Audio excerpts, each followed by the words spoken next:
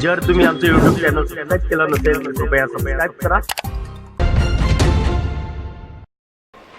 माझ्या समोर बसलेले सर्व बंधुभगिनी पत्रकार मित्र, आपण 5 वर्षापूर्वी एकत्रित निवडणुका लढलो. विधानसभेला आपली युती तुटली, आपण वेगळे झालो आणि नंतर कसं कसं काय काय झालं हे तुम्ही आपल्या भाषणामध्ये या ठिकाणी सांगितलं.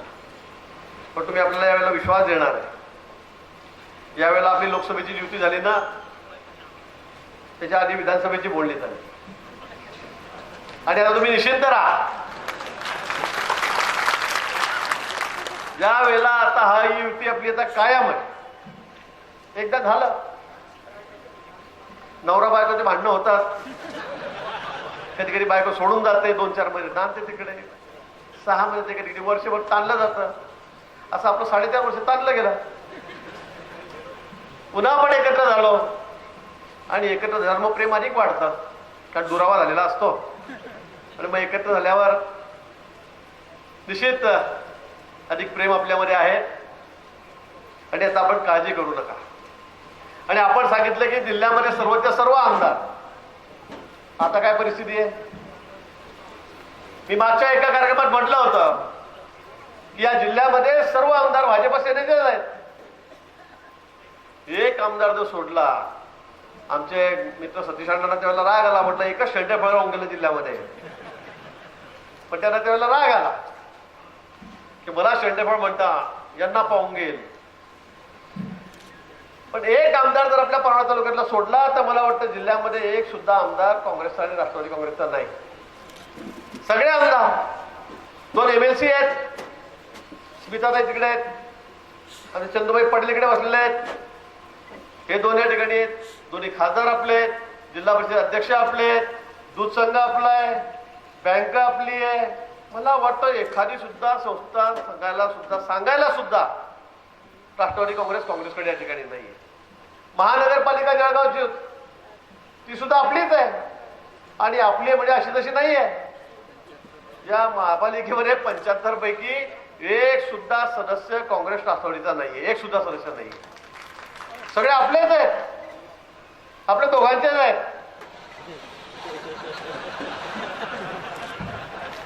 भांडलोय आपण दोघंच. समोर सुरेशदादा होता, इकडे मी होतो.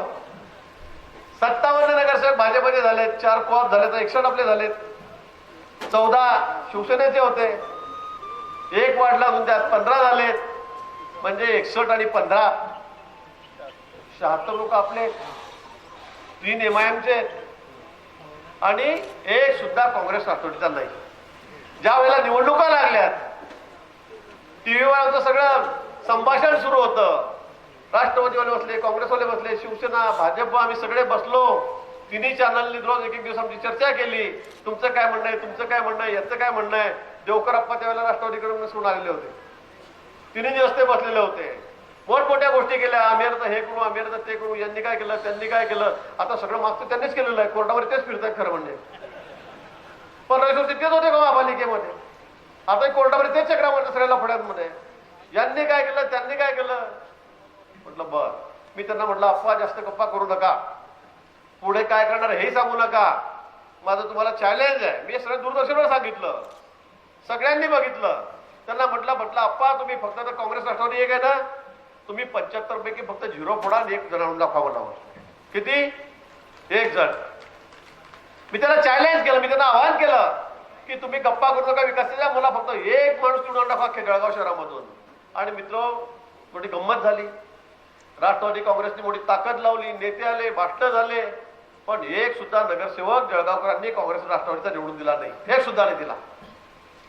आता काय बोलावं काँग्रेस राष्ट्रवादीबद्दल?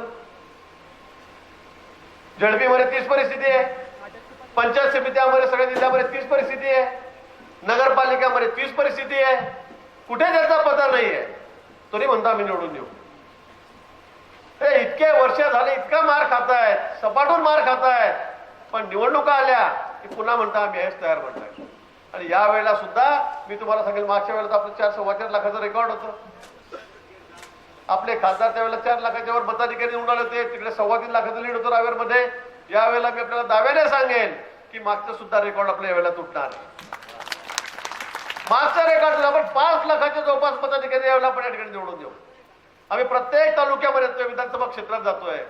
प्रत्येकामध्ये स्पर्धा आहे. किशोरप्पा या ठिकाणी होते, चाळीसगावमध्ये मी त्या ठिकाणी गेलो.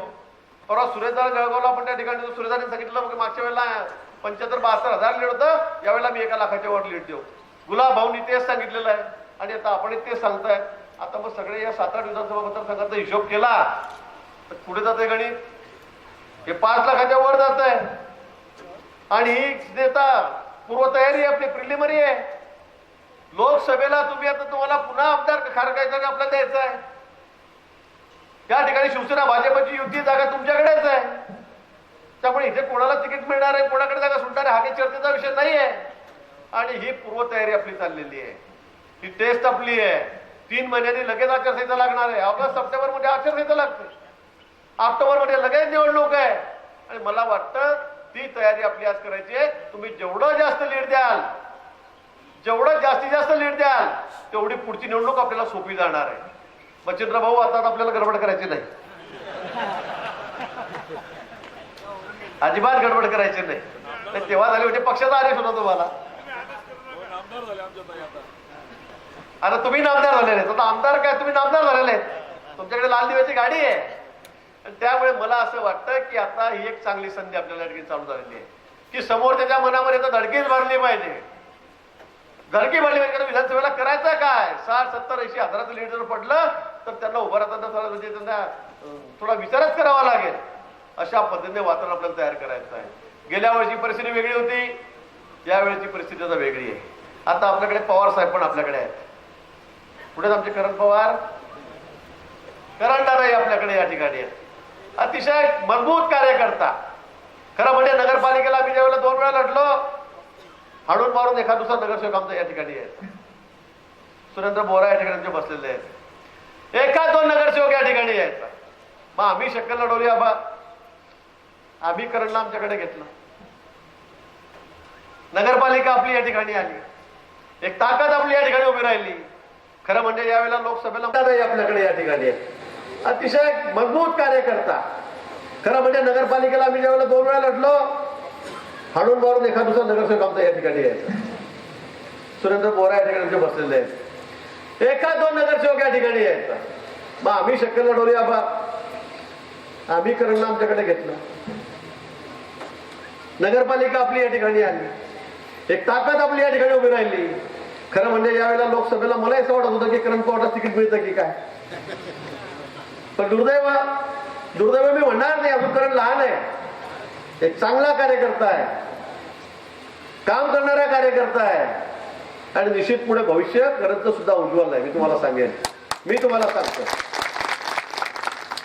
तुम्हाला माहिती आहे आपण काही करू शकतो.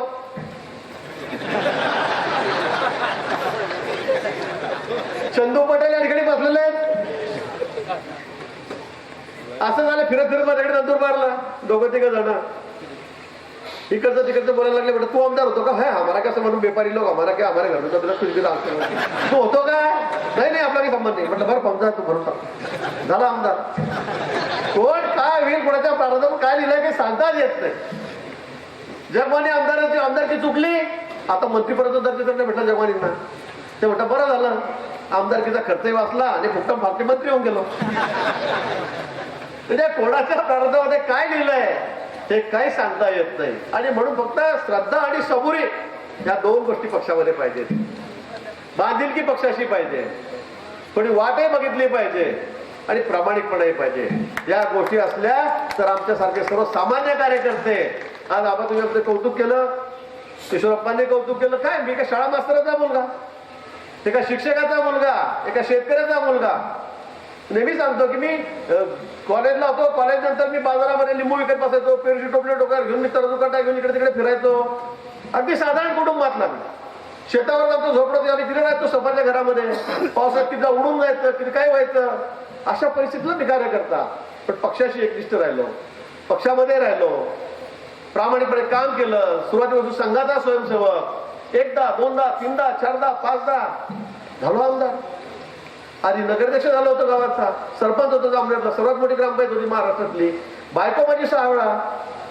2 वेळा ती जिल्हा परिषद सदस्य झाली, 4 वेळा तो सतत नगराध्यक्ष होते. मित्र, प्रामाणिकपणा तुमच्यामध्ये पाहिजे, काम करण्याची हिंमत तुमच्यामध्ये पाहिजे. आणि ती जर असली तर मला वाटतं तुम्हाला कोणी हरू शकत नाही, कोणी तुम्हाला म्हणजे मागे टाकू शकत नाही. आणि म्हणून मी माझं तुम्हाला उदाहरण देईल. काही लोक जातपात नाही, पातपात नाही, नातेगोते पात नाही, धर्म पात नाही, हा हिंदू आहे, मुस्लिम आहे, दलित आहे. मी तुम्हाला सांगितलं असेल, मी ज्या मतदारसंघामध्ये 3.5 लाख मतं आहेत, मी ओबीसी आहे, गुजर समाजाचा आहे. 2,500 मध्ये फक्त माझी किती 2,500, 1% पण नाहीये. आम्हाला माहित आहे, आप्पा तुम्ही शेजारी आहेत माझे. 2,500 मतं आहेत. लोक म्हणतात जातपात पाहतात, लोक कुठे जातपात पाहतात, नातेवाईक पाहतात, कुठे नातेवाईक पाहतात, समाज पाहतात, हिंदू मुस्लिम बौद्ध दलित काय ख्रिश्चन कुठे काय. 2,500चा माणूस 5-6 वेळेला मी त्या ठिकाणी निवडून येतोय, 6 वेळा माझी बायको निवडून येते, नगराध्यक्ष होते, आणि असे तसे होते ते विक्रमी मतांनी होतोय. आणि म्हणून याच्यामध्ये कुठलंही आपण हे आपल्या पळवाट आहे की मग चला आमचा समाज कमी होता, हो आमचे नातेवाईक कमी पडले, हो ते मुसलमान फुटले, हो ते असं फुटले, हो ते बौद्धांनी मतदान दिलं नाही, काय नाही. तुम्ही काम करा, प्रामाणिकपणे काम करा, सर्व लोक तुमच्या पाठीशी उभे राहतात. जामनेरला मी नगरपालिका लढलो, आपण तुम्हाला माहिती आहे, आवा संपूर्ण 100%, एक सुद्धा नाही. सगळे येऊन गेले, सुप्रियाता येऊन गेले, आमचे मुंडे साहेब येऊन गेले, छोटे विरोधी पक्ष नेते सुनील तटकरे येऊन गेले, 3 सभा झाल्या, एक सुद्धा नाही, खातं सुद्धा खुललं नाही.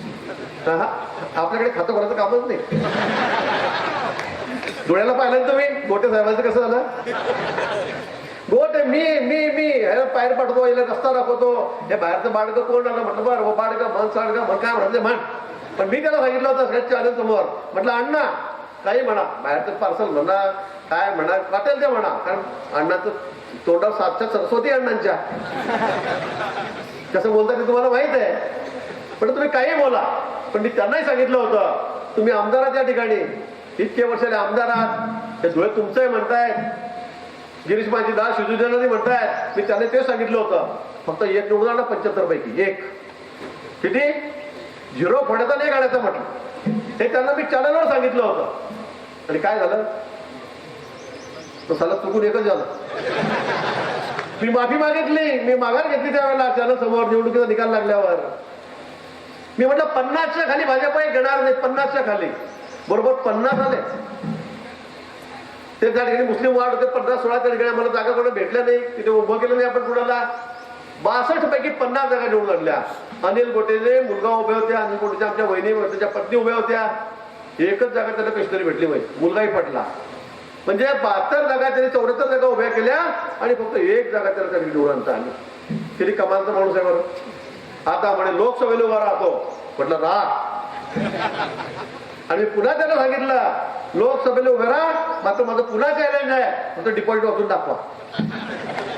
मी मुंबईमध्ये बोललो, पत्रकारांनी त्यांना विचारलं की ग्रीष्मान असं म्हणतायत, तेवढे मुंबईत बसून तर काही बोलेल, डोळ्यातून दाखवा, मग बोलून दाखवा.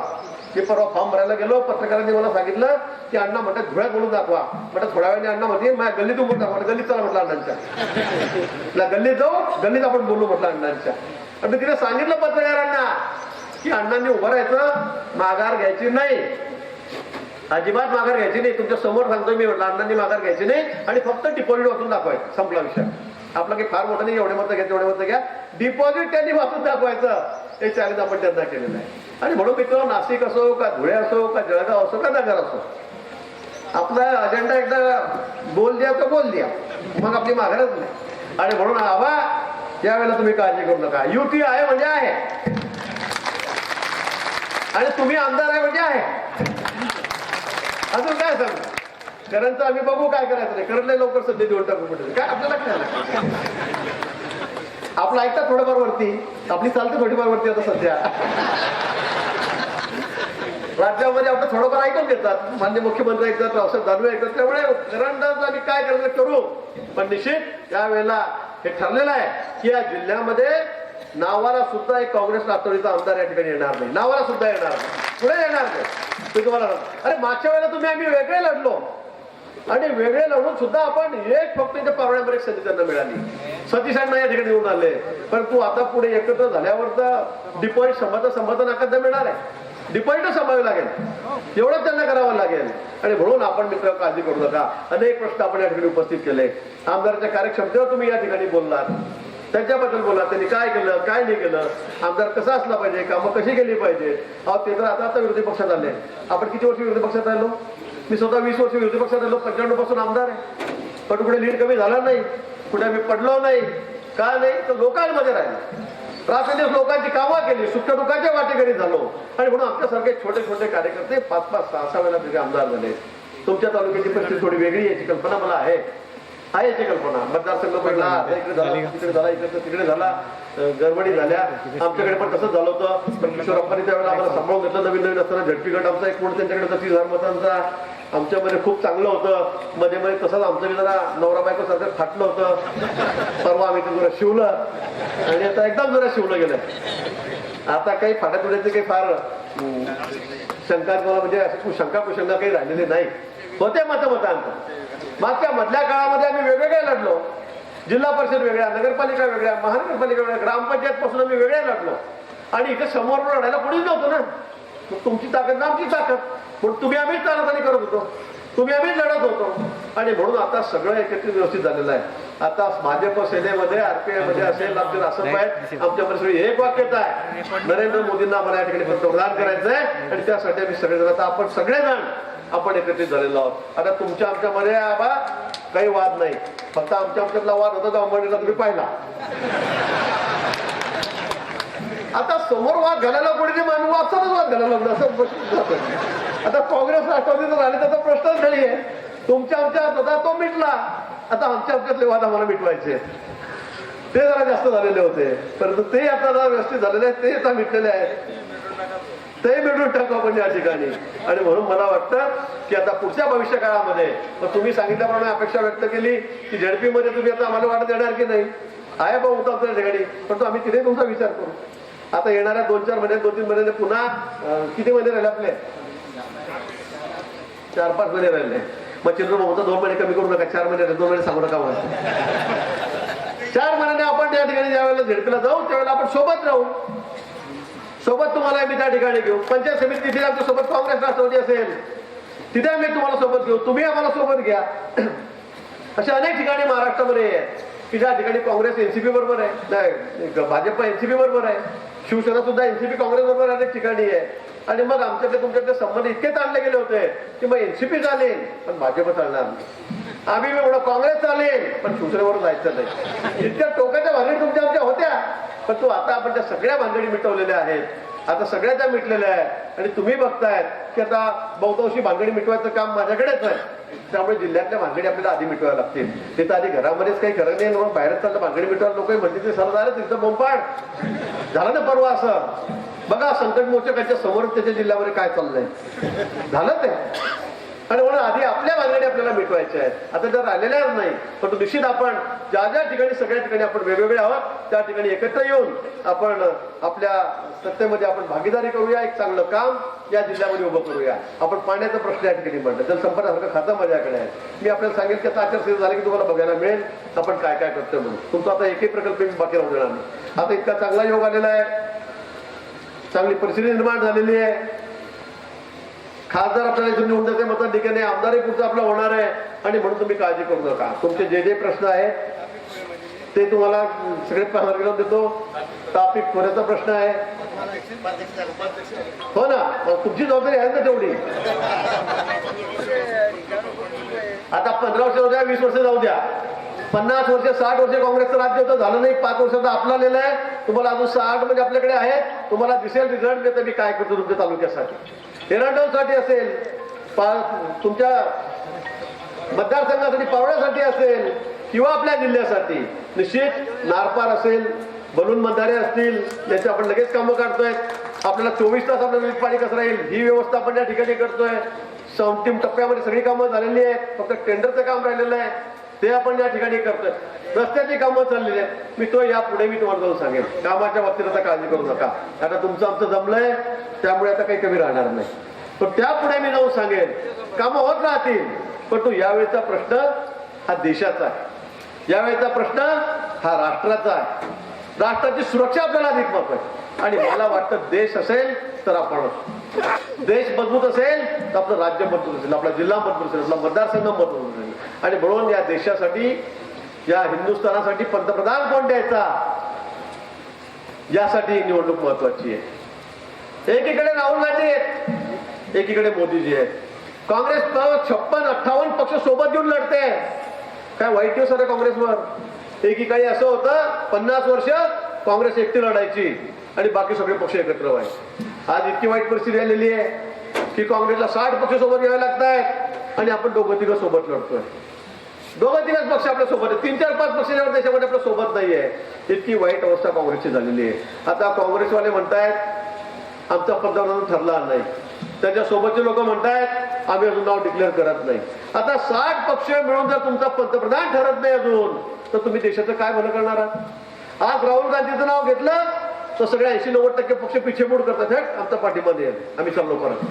कोणीच तयार नाही, कोणी त्यांना हो म्हणायला तयार नाहीत. आणि म्हणून अशा परिस्थितीमध्ये पदर करायचा कुणाला. हा जवळपास आज 136 कोटीचा आकडाला वर्तमानपत्रात मी वाचला. आता आपण म्हणतो 125 कोटीचा देश, आता तो आकडा 136 कोटीचा झालेला आहे. 136 लोकसंख्या असलेला हा देश तुम्ही राहुल गांधीच्या हातात देणार आहात. काय बोलतायत, काय वागतायत, काय त्याचं चाललंय, काही समजत नाही, काही समजत नाही. परवा मुख्यमंत्र्यांनी भाषणामध्ये सांगितलं राहुल गांधी 3 मित्रांबरोबर होते, ते प्रत्येकाला विचारतो मैं मोदी जैसा दिखता हूं, मेरी शक्ल मोदी जैसी है. नाही. दुसऱ्याला विचारलं काय मी मोदी सारखा दिसतोय, नाही. तिसऱ्याला विचारलं तर तुला काय दिसतंय का मोदी सारखा चेहरा आहे का माझा, म्हणजे नाही. मग म्हणे मी पुण्याला कार्यक्रमामध्ये गेलो ते 2-3 हजार पुरवते बघ मोदी मोदी मोदी का करत होते म्हणे. म्हणजे राहुल गांधींनी कार्यक्रम घेतला. आता मी युवकांचं प्रबोधन करतो, त्यांना समजून सांगतो, माझी भूमिका सांगतो, ते माझ्या बरोबर येतील. पुण्यामध्ये 2-2.5 हजार तरुणी जमले कॉलेजच्या मुलांना मोठं स्टेज मधून केलं. सगळ्यांशी बोलत होते, इंटरेक्शन करत होते, प्रश्न विचारत होते, उत्तर देत होते. आणि बोलता बोलता म्हणले मी मोदीजीवर खूप प्रेम करतो, आय लव्ह मोदी. आणि तेवढं म्हणता बरोबर सगळं मोदी मोदी पुढे थांबलेच नाही. शेवटी कार्यक्रम मंडळून परत जावं लागलं.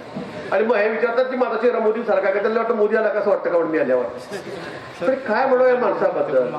परवा इतकं गंभीर स्टेटमेंट त्यांनी केलं नागपूरला आवाज. ते म्हणे अडवाणीजी ज्येष्ठ नेते ते मोदींचे गुरु आहेत आणि स्टेजवर अडवाणीजी आले म्हणे आणि मोदींनी त्यांना पायातला बूट काढला आणि बूट मारत मारत खाली उतरून दिलं. आता काय म्हणावं या माणसाला. म्हणजे एखादा येडा माणूस तरी असं म्हणेल का की अडवाणीजी स्टेजवर आले मोदींनी बूट मारत मारत त्यांना बाहेर काढलं. ते काय बोलतोय आपण. त्या पार्लमेंटमध्ये जाऊन काय झप्पी काय देते जादूची बघितलं ना तुम्ही टीव्हीवर. पंतप्रधानांना जादू की झप्पी दिली म्हणतो मी. इकडे गेल्यावर डोळे काय मारतात, इकडे काय चाललं की समजत नाही. कुठे काय करतायत. एवढा मोठ्या पंतप्रधान पदासाठी तुम्ही प्रोजेक्ट होतायत, तरी कसे वागतायत. आणि हा देश आम्ही तुमच्या ताब्यात द्यायचा आहे. आज चारी बाजूला संकट आहेत. एकीकडून पाकिस्तान आहे, एकीकडून चायना आहे, मित्र राष्ट्र आमचे शत्रू राष्ट्र झालेले आहेत. आणि अशा परिस्थितीमध्ये देशाचा पंतप्रधान कसा पाहिजे. 4 महिन्यामध्ये चित्र तुम्ही बघितलंय. या 4-4.5 वर्षामध्ये कुठे बॉम्ब हल्ला नाही, कुठे अधिकाऱ्यांची गडबडी नाही, छुटपूट झाली त्या सीमेवरच झाल्या. परंतु 42 जवान आमचे ज्यावेळेला शहीद झाले त्यावेळेला मात्र पंतप्रधान त्यांनी ठरवलं की आता याचा बदला योग्य पद्धतीने घ्यायचा. मित्र 12वा झालं जवानांचा 13व्या दिवशी आमचे विमाने उडलेत, आमचे सैनिक गेले, थेट पाकिस्तानच्या बॉर्डरवर आणून गेले आणि अतिरेक्यांचे अड्डे सगळे उद्ध्वस्त केले. आकडा वेगळा असेल, 300 असतील, 400 असतील, 500 असतील, परंतु 40चा बदला आम्ही 400 लोकांतिरकी मारून त्या ठिकाणी घेतला. हे पहिल्यांदाच झालं इतिहासामध्ये. आमच्याकडे 26 अकराची घटना घडली बाबा, 700 लोक मेले, 700 लोक निरपराध लोक मेले. पण आमचे पंतप्रधान मोदींनी आपल्या मनमोहन सिंगांनी साधे डोळे सुद्धा उठारले आणि पाकिस्तानकडे बघून अमेरिकेकडे हात जोडले, युनोकडे हात जोडले. देखो कैसे मार दिया, देखो कैसे मार दिया हमारे लोगों को. त्याशिवाय आम्ही काहीच केलं नाही. 600-700 निरपराध लोकांना मुंबईतून मारल्यावर सुद्धा आम्ही पाकिस्तानकडे काही करू शकलो नाही, आम्ही त्याचं काही वाकडं करू शकलो नाही. परंतु 42 जवान आमचे गेले. त्या दिवशीच मोदींनी ठरलं की आता याचं उत्तर इतका जॉब पत्थर से. 13व्या दिवशी मित्र त्या ठिकाणी घुसून आम्ही मारलं. देशाच्या इतिहासामध्ये हे पहिल्यांदा असं झालं की पाकिस्तानच्या आत घुसून त्या ठिकाणी मी त्यांना मारलं. मित्र पंतप्रधान असा पाहिजे, असा पंतप्रधान आपल्याला पाहिजे. आज जगा